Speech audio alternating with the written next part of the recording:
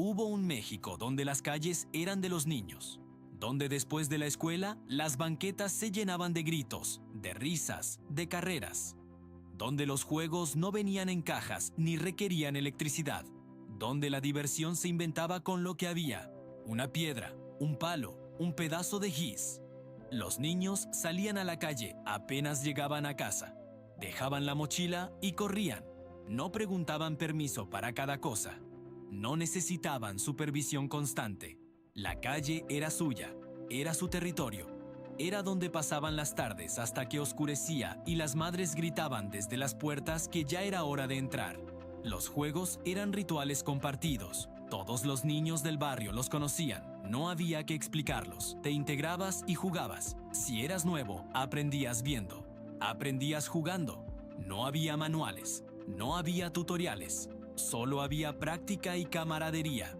Esos juegos nos enseñaron más que entretenimiento.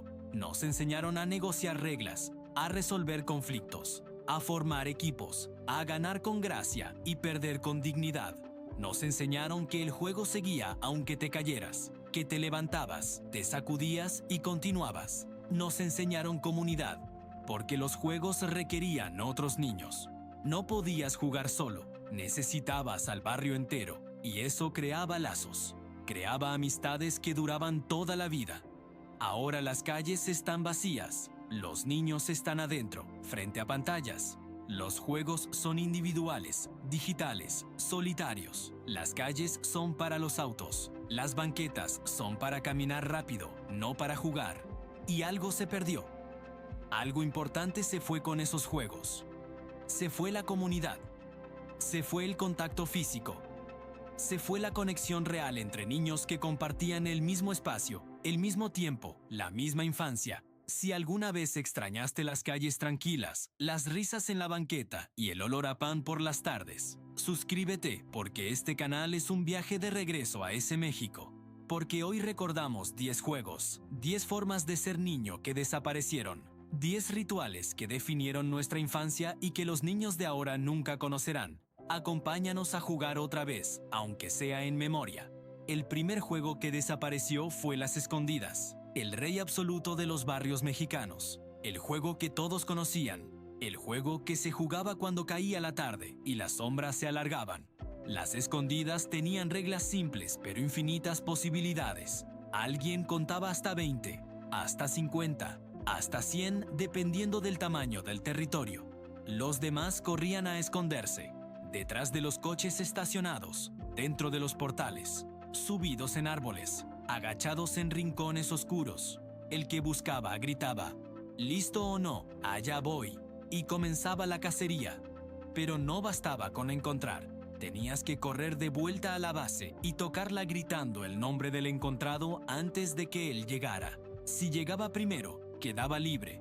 Las escondidas enseñaban geografía del barrio. Aprendías cada recoveco, cada escondite posible. Sabías qué puertas estaban siempre abiertas, qué patios permitían invasión, qué árboles tenían las ramas más bajas. El barrio completo era tu tablero de juego. Las escondidas también enseñaban estrategia. ¿Te escondías cerca para poder correr rápido a la base? ¿O te escondías lejos apostando a que no te encontrarían? ¿Te quedabas quieto o cambiabas de escondite? Cada decisión tenía consecuencias. El juego terminaba cuando oscurecía tanto que ya no se podía ver. O cuando las madres empezaban a gritar que era hora de cenar. Entonces todos salían de sus escondites, sudados, felices, agotados, y se despedían hasta el día siguiente. Las escondidas desaparecieron cuando las calles dejaron de ser seguras, cuando los padres empezaron a tener miedo de dejar salir a sus hijos, cuando los coches se multiplicaron y las calles se volvieron peligrosas, cuando los barrios dejaron de ser comunidad y se volvieron colección de extraños. Ahora los niños juegan escondidas en aplicaciones, en mundos virtuales. Pero no es lo mismo, no está el riesgo real, no está la emoción de oír pasos acercándose, no está la victoria de llegar primero a la base. El segundo juego que desapareció fue el bote pateado. Era escondidas, pero más emocionante, más complejo, más comunitario. Se colocaba un bote en el centro de la calle, una lata vacía, un bote de leche, lo que hubiera. Alguien lo pateaba lo más lejos posible, y mientras el que buscaba iba por él, todos corrían a esconderse. Cuando encontraba a alguien, tenía que correr de vuelta al bote y pisarlo gritando el nombre. Pero aquí estaba la magia. Cualquier otro jugador podía llegar y patear el bote, liberando a todos los capturados. Era juego de rescate, de solidaridad, de sacrificio. Te arriesgabas a ser capturado por salvar a tus compañeros. El bote pateado se jugaba en calles sin pavimento, en patios de tierra, en cualquier lugar donde hubiera espacio y un bote. Era juego de barrios populares, de colonias donde los niños inventaban diversión con lo mínimo. El sonido del bote siendo pateado era música, era señal de que el juego continuaba, era esperanza de libertad. Los prisioneros esperaban ese sonido, lo anhelaban, y cuando llegaba, explotaba la alegría. El bote pateado enseñaba trabajo en equipo, enseñaba que no ganas solo, que necesitas a otros, que el juego es mejor cuando todos participan, cuando nadie es eliminado permanentemente, cuando siempre hay posibilidad de rescate. El juego desapareció por las mismas razones que las escondidas. Por el miedo, por las calles llenas de coches, por la urbanización que convirtió los patios en estacionamientos, por la pérdida de espacios comunales donde los niños podían jugar sin supervisión adulta. Ahora el bote pateado existe solo en la memoria, en las historias que cuentan los padres a hijos que no entienden de qué hablan, en la nostalgia de cuando la diversión requería solo una lata vacía y un grupo de amigos. El tercer juego que desapareció fue la roña, o la traes, dependiendo de dónde vinieras. Era el juego más simple y más universal. Alguien traía la roña. Tenía que tocar a alguien más. Quien fuera tocado ahora traía la roña. Y así sucesivamente. Sin fin, sin objetivo más que correr y evitar ser tocado. La roña era caótica, era rápida, era pura adrenalina. Se jugaba en los recreos, en el patio de la escuela, en la calle después de clases. Requería solo espacio y ganas de correr. No necesitaba equipo, no necesitaba preparación, solo necesitaba niños dispuestos a jugar.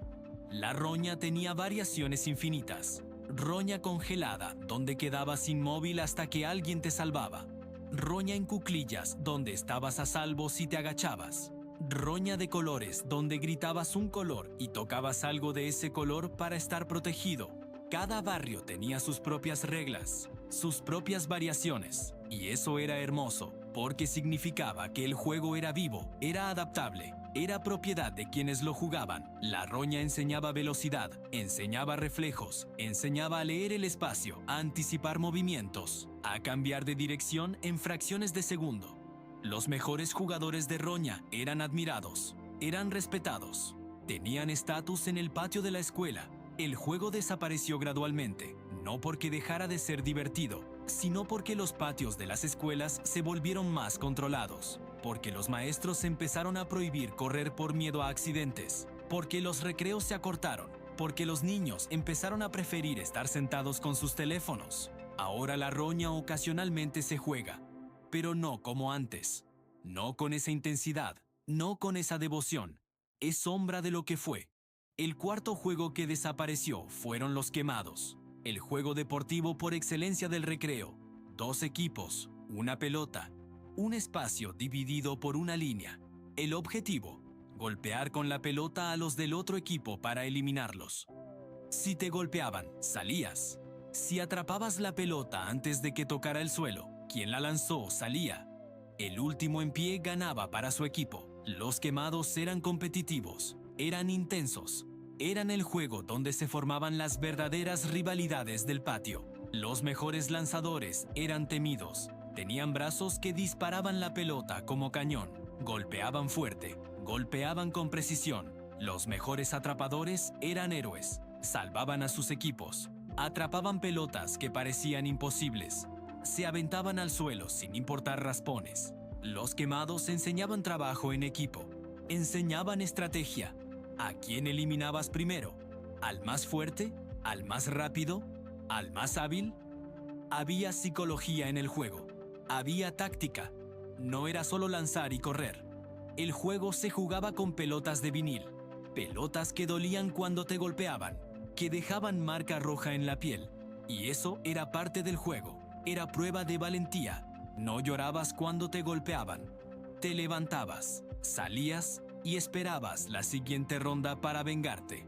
Los quemados desaparecieron cuando las escuelas decidieron que eran demasiado violentos, que causaban lastimaduras, que generaban conflictos. Empezaron a prohibirlos, a promover juegos más seguros, juegos donde nadie perdía, donde nadie se lastimaba, donde nadie sentía nada. Y con ello se perdió uno de los mejores entrenamientos deportivos que existía. Se perdió una forma de canalizar agresividad de manera controlada. Se perdió la lección de que a veces te golpean y está bien, que te levantas y continúas. El quinto juego que desapareció fue el avión, también llamado rayuela. Se pintaba con gis en la banqueta. Una secuencia de cuadros numerados del 1 al 10. Tirabas una piedra plana a un número.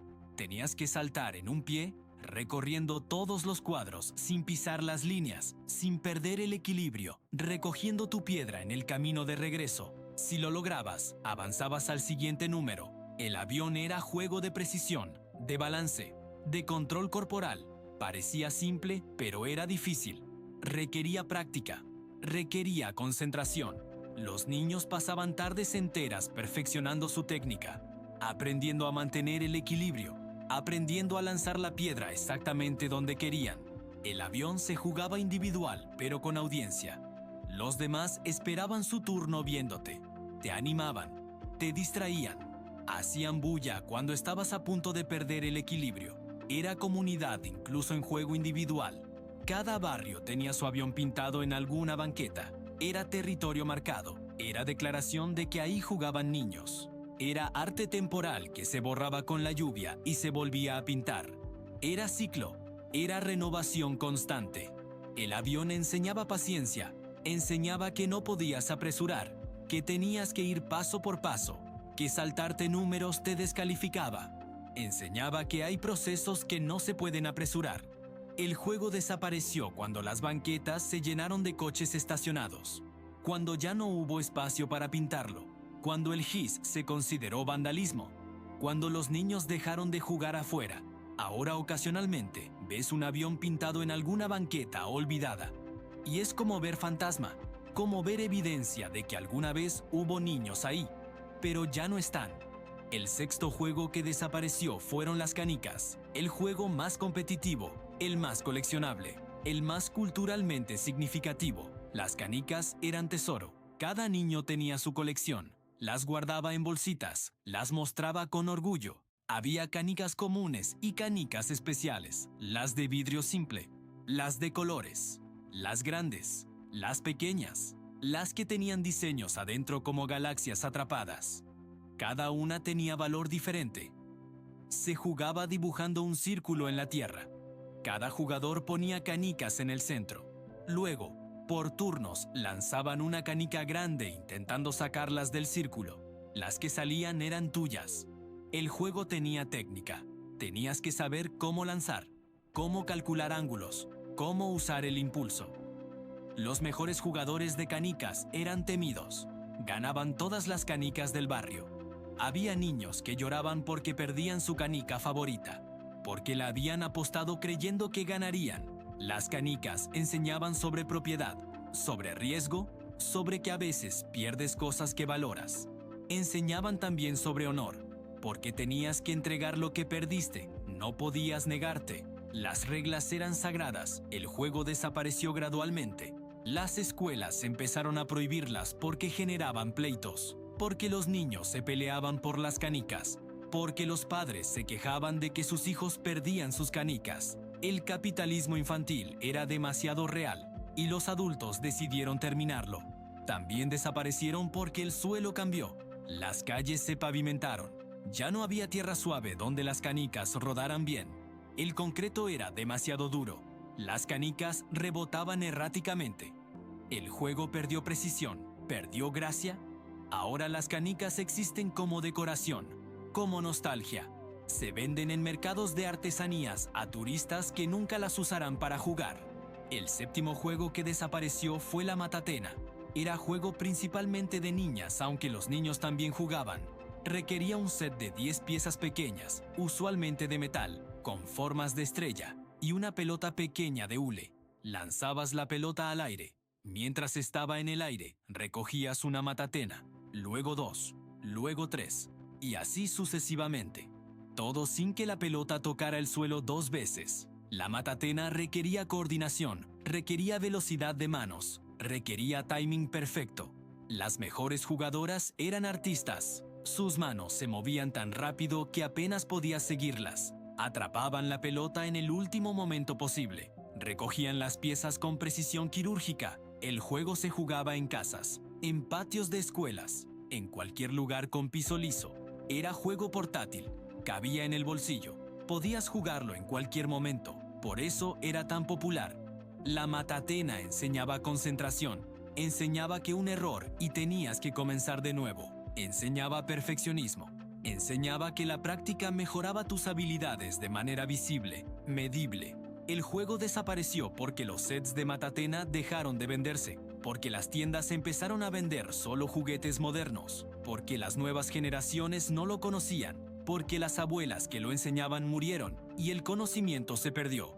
Ahora ocasionalmente encuentras sets de matatena en mercados viejos, en tiendas de antigüedades, pero nadie sabe jugar, nadie recuerda las reglas completas.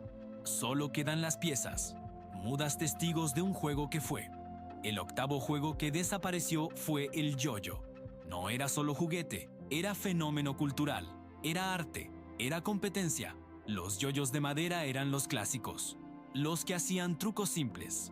Los Russell eran los profesionales, los que permitían trucos complejos. Cada niño tenía su yoyo, lo llevaba colgado del dedo, practicaba constantemente.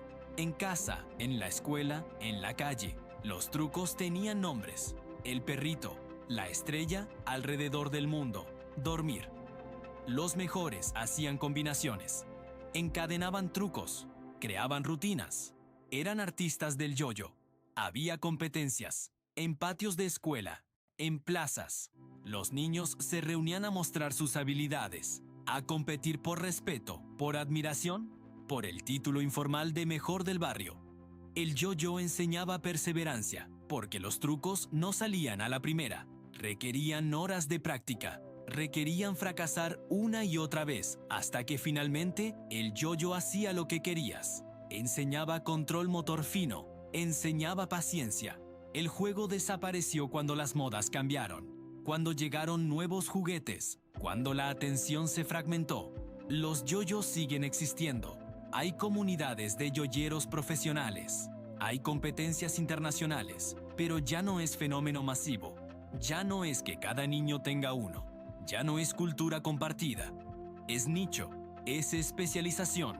Perdió su carácter democrático. El noveno juego que desapareció fue el stop. Se dibujaba un círculo grande dividido en secciones. Cada sección tenía el nombre de un país o ciudad. Cada jugador se paraba en su sección. Alguien gritaba un nombre y lanzaba la pelota al aire. El dueño de ese nombre tenía que correr a atraparla mientras los demás corrían lo más lejos posible. Cuando atrapaba la pelota, gritaba ¡Stop! Y todos se congelaban. Desde donde estaba, lanzaba la pelota intentando golpear a alguien. Si golpeaba, esa persona recibía una letra de la palabra stop. Si fallaba, él recibía la letra. El primero en completar stop perdía. El juego era perfecto. Combinaba velocidad, estrategia y puntería. Requería espacio amplio. Requería pelota. Requería gis para dibujar el círculo. Y requería grupo grande de niños. Era juego comunal por excelencia. El stop enseñaba geografía. Aprendías nombres de países y ciudades. Aprendías también a calcular distancias, a evaluar riesgos. Corrías muy lejos. Eras difícil de golpear, pero también difícil volver cuando te tocara atrapar. ¿Te quedabas cerca? Era más fácil atraparte, pero también más fácil regresar.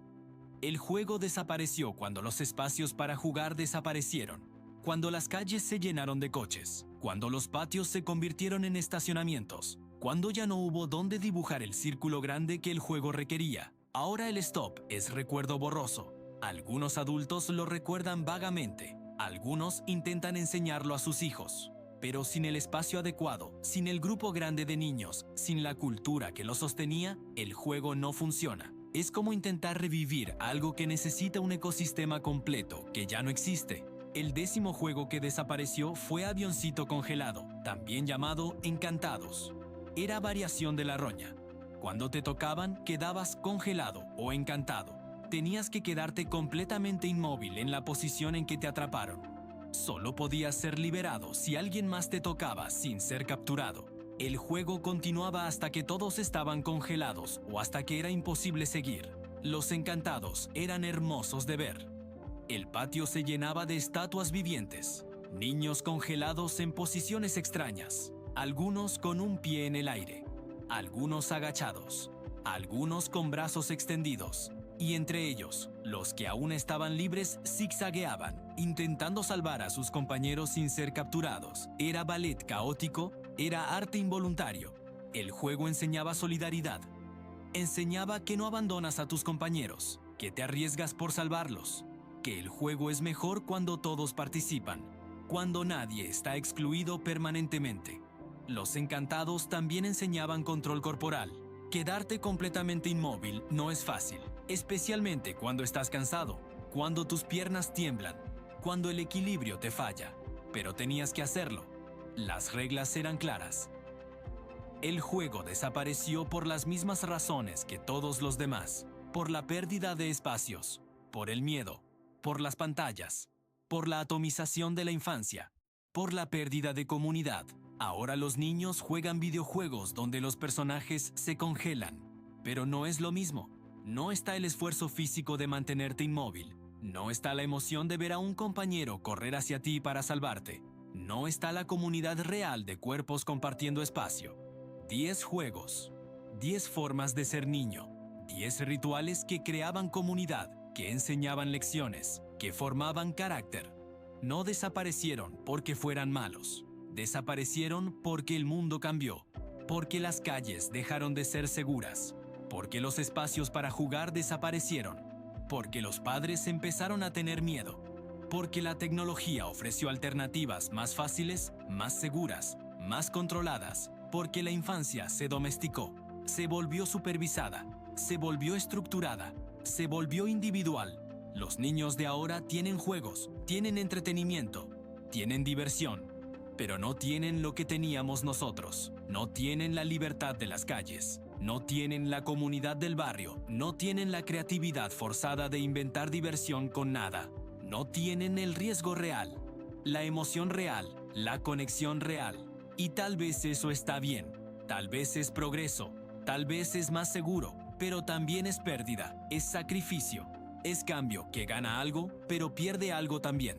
Los 10 juegos que desaparecieron no eran perfectos, había pleitos, había lágrimas, había rodillas raspadas y codos sangrantes, había injusticias, había niños excluidos. Había bullying antes de que existiera la palabra, pero también había alegría, había libertad, había comunidad, había infancia vivida en el cuerpo, no en la pantalla. Aquí en México, al día no solo contamos historias de juegos que desaparecieron, los mantenemos vivos cada vez que los recordamos, cada vez que los contamos a las nuevas generaciones, cada vez que insistimos en que hubo una forma diferente de ser niño. Tu recuerdo de estos 10 juegos no es un clic. Es una forma de decir, yo viví esa infancia. Es una forma de preservar algo que está en peligro de olvidarse completamente. Suscríbete y ayúdanos a que estos 10 juegos nunca se olviden del todo. Porque en esta pantalla, en este canal, los juegos que desaparecieron siguen vivos. No en calles, no en patios, pero en memoria, en historias, en la certeza de que alguna vez la infancia fue diferente. Fue más libre, fue más comunal, fue más real. Y eso, aunque los juegos hayan desaparecido, sigue siendo verdadero, sigue siendo importante, sigue siendo nuestro.